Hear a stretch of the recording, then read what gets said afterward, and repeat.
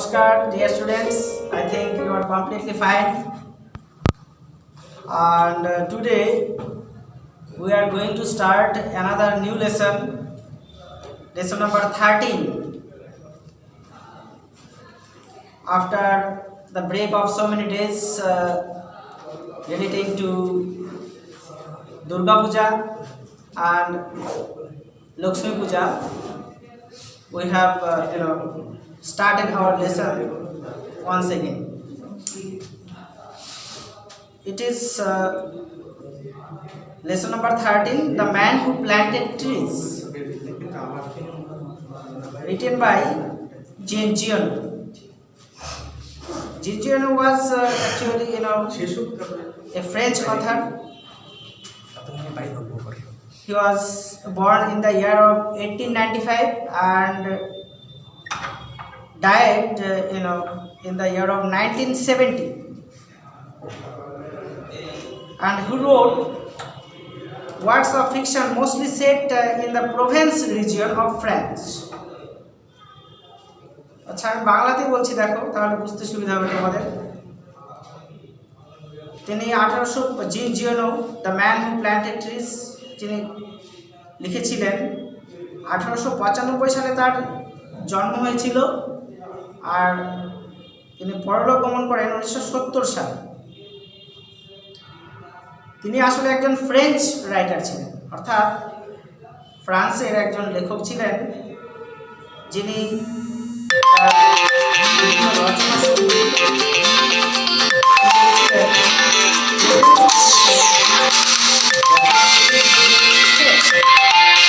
সেটা ফ্রান্সের প্রভেন্স একটা প্রদেশ, ফ্রান্সের পুরাতন একটা প্রদেশ, যেখানে তিনি তার যে ফিকশনের সেট বা ব্যাকগ্রাউন্ড ইত্যাদি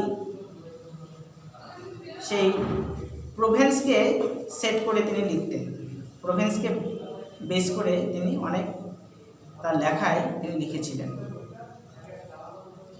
আর his most noted works are the horseman on the roof, two riders of the storm, etc.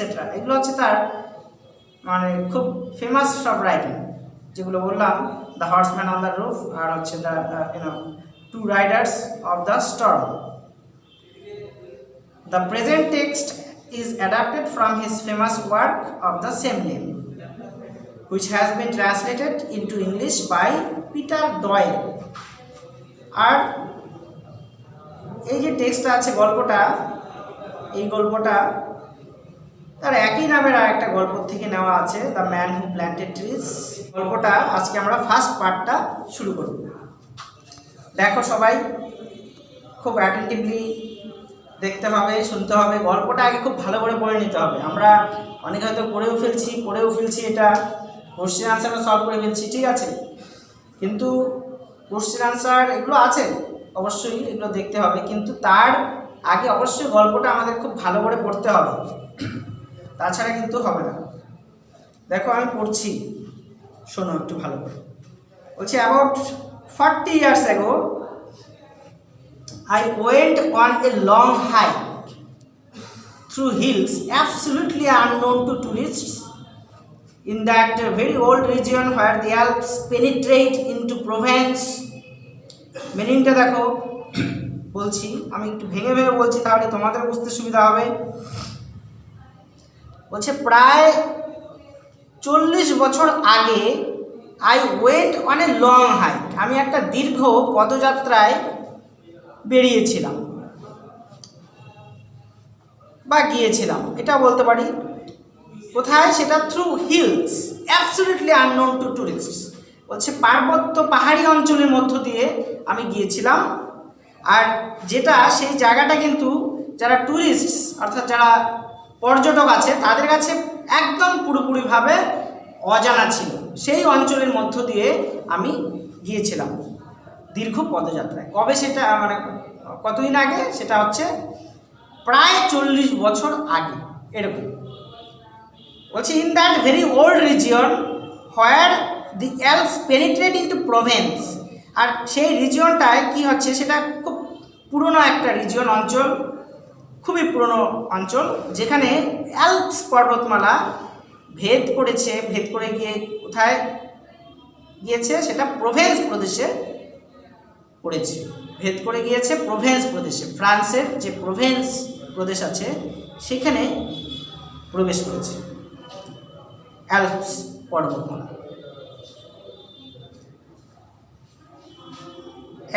Alps পর্বতমালা আমরা জানি ইউরোপের খুবই একটা প্রাচীন, সুপ্রাচীন এবং সুবিখ্যাত যে অ্যালপস পর্বতমালা রয়েছে সেটা আমরা সবাই জানি। বলছি it consisted of barren and monotonous lands,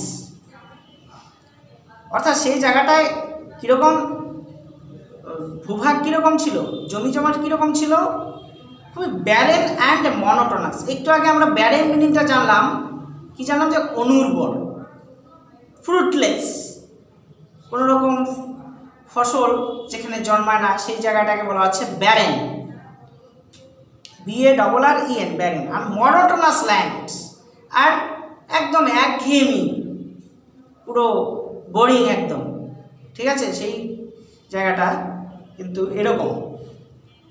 কি বলছে, নাথিং গ্রু দেয়ার এক্সেপ্ট ওয়াইল্ড ল্যাভেন্ডার, আর সেখানটায় বন্য ল্যাভেন্ডার এক জাতীয় ফুল গাছ, ঠিক আছে, সেইখানটায় বন্য ল্যাভেন্ডার ছাড়া কিন্তু আর কিছুই জন্মাতো না। বলছে নাথিং গ্রু দেয়ার এক্সেপ্ট ওয়াইল্ড ল্যাভেন্ডার। আচ্ছা, এটুকু আমাদের ফার্স্ট পার্ট হয়ে গেল। তারপর সেকেন্ড পার্টে চলে আসি। দেখো বলছে I was crossing this country at its widest part and after walking for 3 days I found myself in the most complete desolation. মিনিংটা বলছি, দেখো বলছে I was crossing this country at its widest part। দেখো wide, তোমরা জানো wide, wider, widest, এরকম ডিগ্রির change হয়, ঠিক আছে। তাহলে এখানে ওয়াইডেস্ট, ওয়াইড মানে হচ্ছে চওড়া, প্রশস্ত বাংলায় বলা হচ্ছে। তাহলে ওয়াইডার, ওয়াইডেস্ট এটা সুপারলেটিভ ডিগ্রি, তাহলে ওয়াইডেস্ট একদম প্রশস্ততম, ঠিক আছে।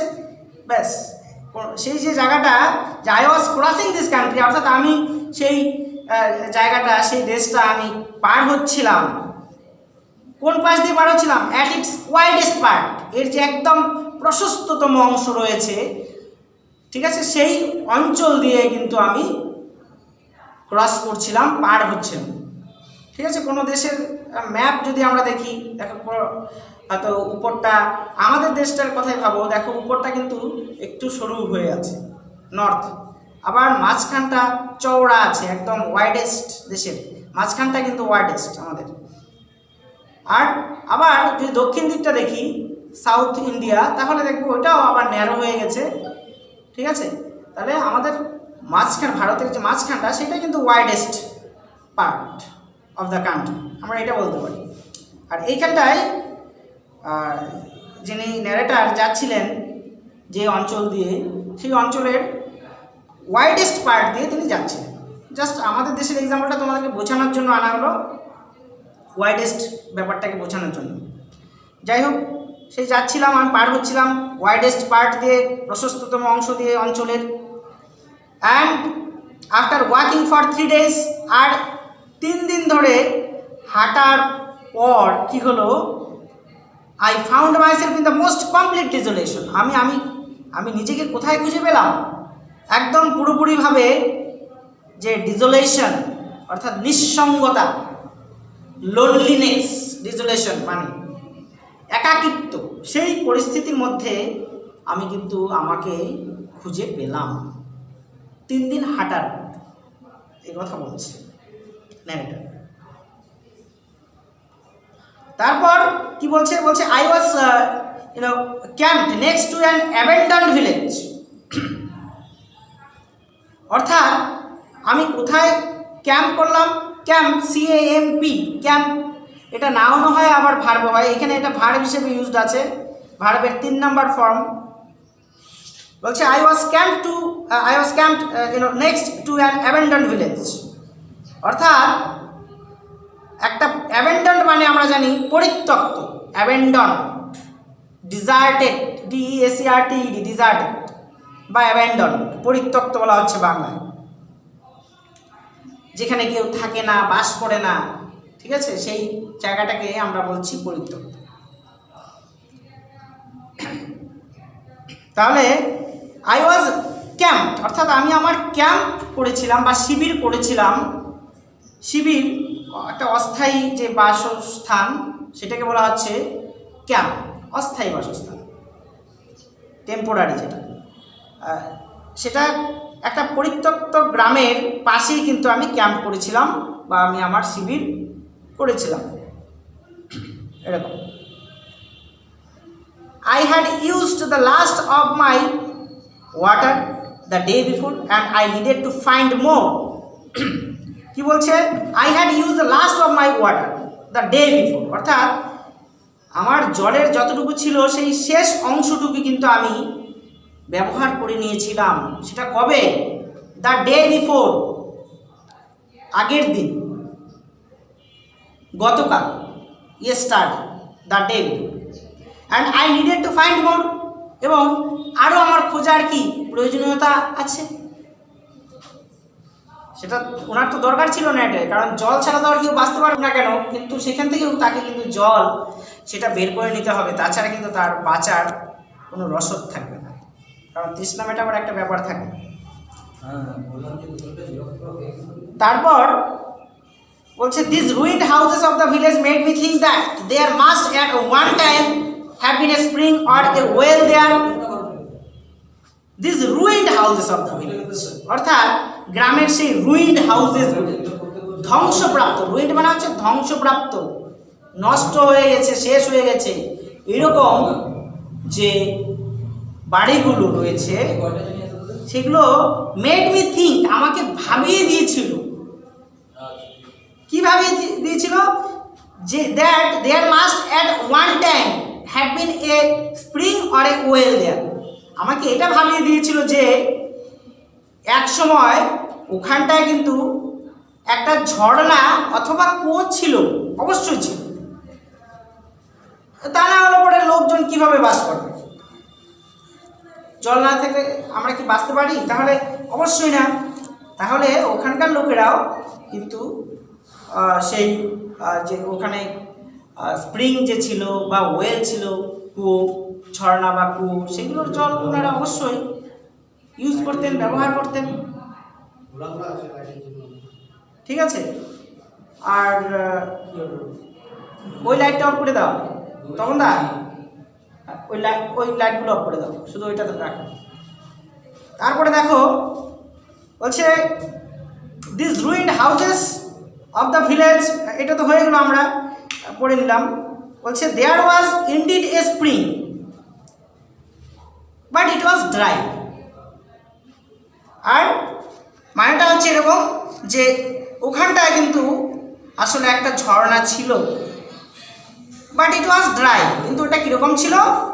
শুকনো, শুকিয়ে গেছে, শুকিয়ে গেছে। ওয়াল লাইফ হ্যাড ডিসঅ্যাপিয়ার্ড, সমস্ত জীবন প্রাণ অদৃশ্য হয়ে গেছে, নিশ্চিহ্ন হয়ে গেছে, প্রাণের সঞ্চার সেখানটায় কিন্তু ছিল না, কারণ জল নেই, কি করে মানুষজন থাকবে? তাহলে এরপরে চলে আসছি, দেখো পেজ নাম্বার দেখো 116, এখানটায় চলে আসছি, ভালো করে দেখো সবাই। নেক্সট প্যারা বলছে it was a beautiful June day with plenty of sun, but on this shelterless lands high up in the sky the wind whistled continually. মিনিংটা বলছি, খুব ভালো করে দেখো।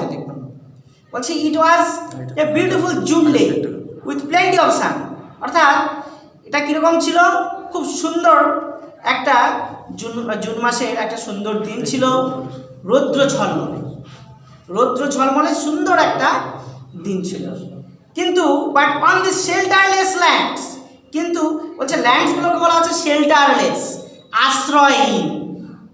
কারণ ওখানটায় তো কেউ বাস করতে পারে না, তাহলে ওই জায়গাগুলো আশ্রয় কি করে দেবে?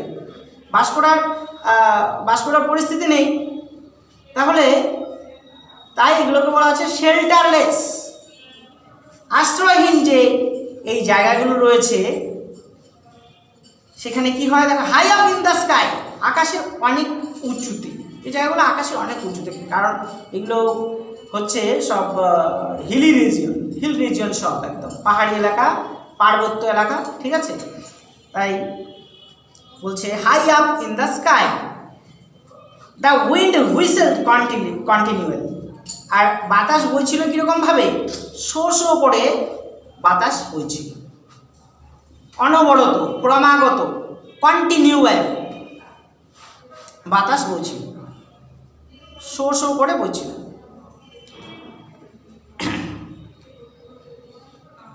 Its sound was like that of a wild beast disturbed during its meal. মিনিংটা দেখো, বলছে ইটস সাউন্ড মানে the sound of the wind, sorry দেখো বলছি ইটস সাউন্ড মানে হচ্ছে সাউন্ড অফ দ্য উইন্ড, এটাকে বলছে কীরকম ছিল? Was like that of a wild beast disturb during its meal, অর্থাৎ কোনো একটা বন্য পশু তার খাবার দাবার গ্রহণ করার সময় যদি সে বিরক্ত হয়, তাহলে পরে তার মধ্য থেকে যে আওয়াজটা বেরিয়ে আসে, ঠিক এরকম ধরনেরই একটা আওয়াজ কিন্তু সেই বাতাসে ছিল, যেটা শো শো করে বইছিল বাতাসটা, অনবরতভাবে, ক্রমাগতভাবে যেটা বইছিল, সেখানটায় সেই আওয়াজটা কিন্তু ছিল সেরকম। কোনো একটা পশু, আবারও বলছি, তার খাবার খাওয়ার সময় যদি সে বিরক্ত হয়, তাহলে তার থেকে যে আওয়াজটা তৈরি হয়, সেরকমই কিন্তু আওয়াজটা ছিল সেই বাতাসে, ঠিক আছে?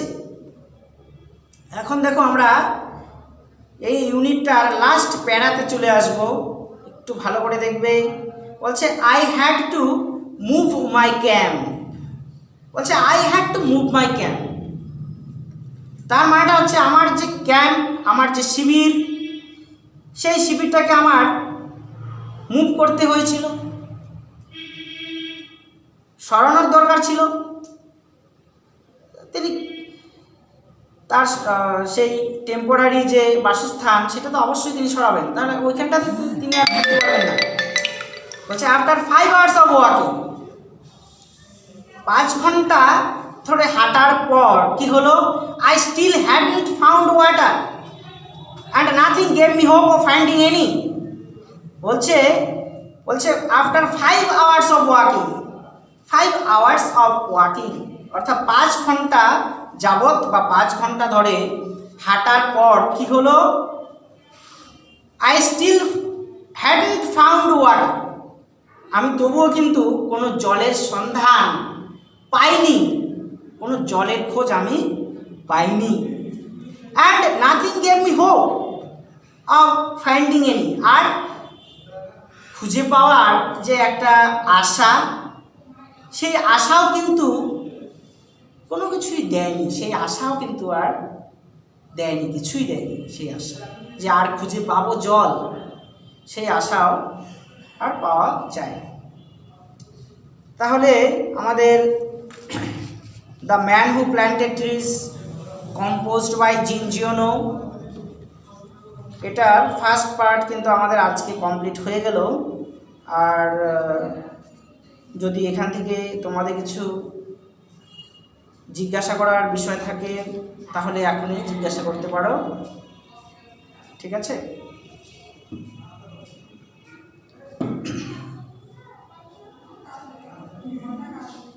হ্যাঁ, কারো কিছু, if you have any question regarding this topic, then you can ask me now and at this moment, and I am prepared to answer to any questions related to this. Have you got any, my dear students? My dear students, have you got any question? Okay, nothing. I think you have been able to understand what I have said just now about this. ঠিক আছে, সবাই খুবই ভালো থাকবে। নমস্কার।